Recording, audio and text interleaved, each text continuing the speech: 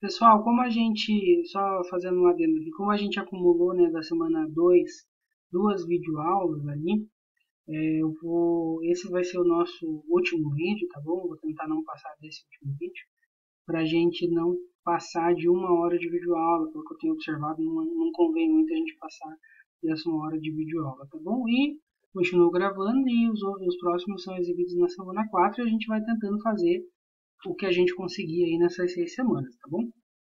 Enfim, então voltando aqui, o que aconteceu quando a gente foi calcular a solução dessa nossa EDO, né, de variáveis separadas? A gente começou dividindo por t menos a, né?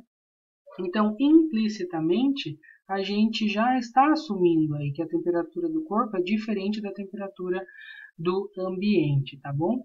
Então, como é que a gente pode contornar esse problema aí, né? A gente pode, por exemplo, é, fazer o cálculo aí para temperatura muito próxima. Por exemplo, em vez de 70 graus Fahrenheit, a gente pode estar tentando calcular aí para 70, para 69, né? 69 não, 71, né? Que está um pouquinho, o corpo já está, ele estava com 300, né? E foi perdendo a temperatura. Então eu vou ajeitar aí para a gente fazer o cálculo com 79. 79 não, desculpa, 71, né? Muito próximo aí da temperatura ambiente. Vou fazer aqui as manipulações e já mostro. Então tá aí, ó, fazendo os cálculos, né? Passamos os 70 diminuindo, fica 230 exponencial igual a 1. Então a exponencial é 1 sobre 230. Então, aplicando ln em ambos os lados, a gente fica com menos 0,19t igual a ln de 1 sobre 230. Aqui a regra do quociente é ln de 1 menos ln de 230. Mais ln de 1 é zero. Então, a gente fica com menos ln de 230. Calculando com o auxílio da calculadora, isso é 5,44, então eu passo menos 0,19 dividindo, encontrando aí o valor aproximado de 28 minutos, tá? Então veja, meia hora depois, né, a gente já pode prever que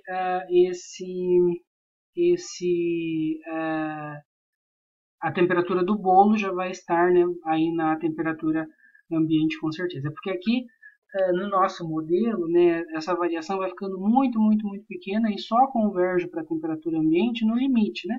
Mas na prática, no fenômeno físico, né, no mundo real, a gente sabe que vai ficar em equilíbrio esse sistema e o corpo vai ficar na temperatura ambiente. Então a gente pode prever aí que em cerca de meia hora, aí 28 minutos, 29 minutos, o corpo já está naquela temperatura.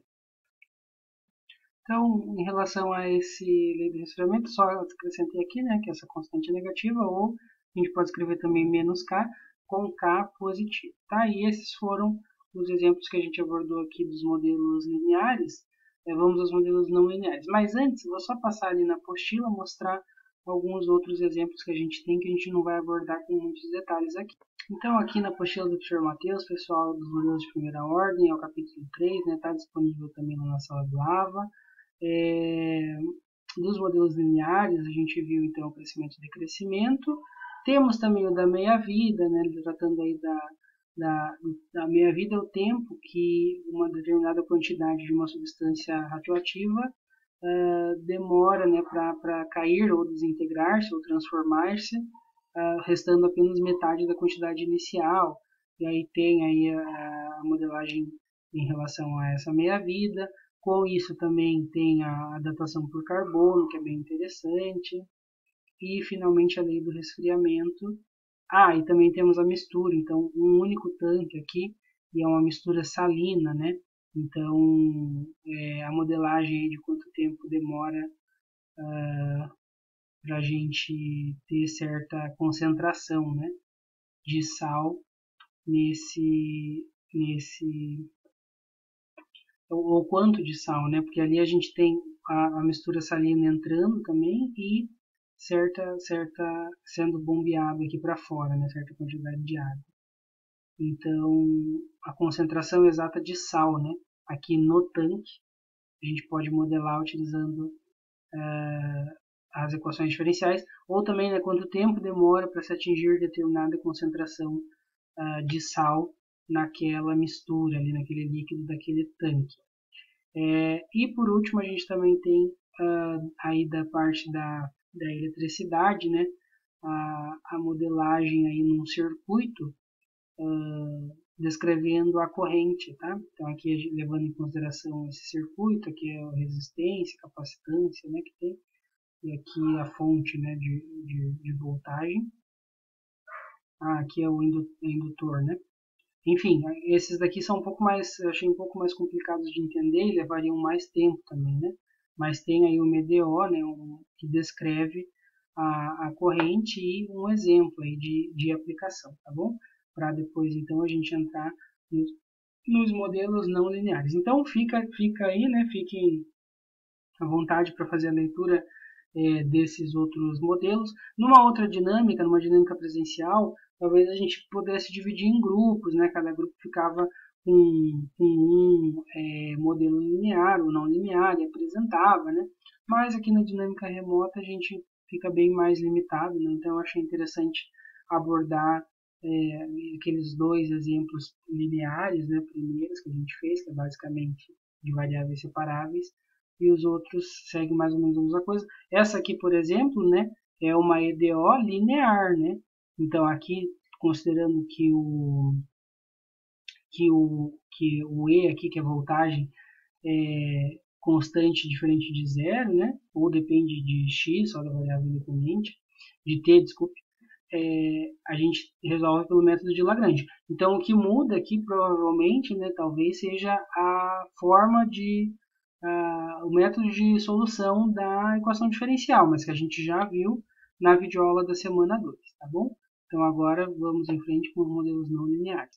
Então, para os não lineares, né, estarão envolvidos aí equações diferenciais não lineares, ou seja, ou o grau não é 1, né, o expoente lá do coeficiente do termo dependente ou das suas derivadas não será 1, ou a gente tem um produto, né, o coeficiente de alguma derivada ou da variável dependente não depende apenas de x ou de t, né, não depende apenas da variável independente. Tá? Pause o vídeo e reveja, né, recorde aí o que é uma EDO linear, e aí nesse caso a não linear, né, o nome já diz tudo. Então, primeiramente, vamos falar um pouquinho da dinâmica de populações. Né? Lá no crescimento exponencial, a gente, na verdade, assume que a tal taxa de crescimento relativa, ou taxa de crescimento específica, que nada mais é do que a variação da população no tempo, dividido pela quantidade de indivíduos da população, então relativizando aí, né, em relação à população, essa taxa de variação relativa, a gente assumia que ela era constante, tá bom?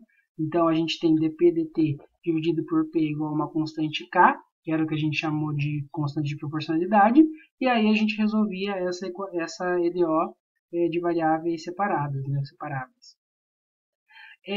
Porém, pessoal, na vida real, né, nem sempre esse modelo se encaixa bem, porque primeiro que ele prevê um crescimento indefinido da população, e no fundo, né, a gente sabe que o meio ambiente tem recursos limitados, então existe um suporte máximo de população até onde essa população pode atingir, né, antes de faltar os recursos. Tem também aí as questões ambientais, competição por espaço, por combustível, por comida, né, dependendo do cariz aí da população que a gente está modelando, ou outros efeitos que são inibidores em relação ao crescimento da população, né? Então a gente não pode, no mundo real, né, não se encaixa bem considerar que essa taxa de crescimento relativa seja sempre constante.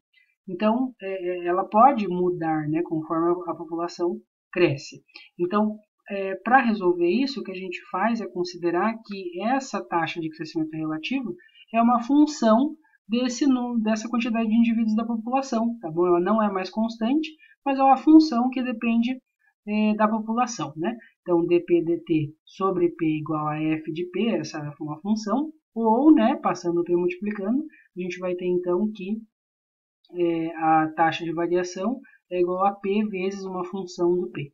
Essa função de p é que está substituindo a nossa constante, né? Ou a gente pode entender que no caso, o caso anterior é um caso particular, né, onde essa função de P é uma função constante, mas no mundo real ela não necessariamente é constante nos problemas do mundo real.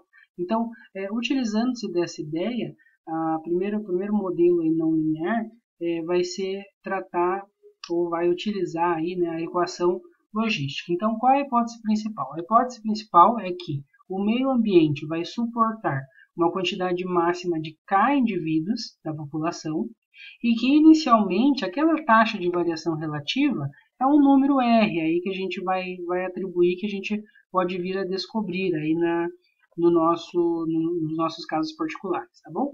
Então, essa quantidade máxima de indivíduos é o que a gente chama de capacidade de suporte do ambiente, tá? É um número K fixo, e inicialmente a gente tem essa variação relativa de R.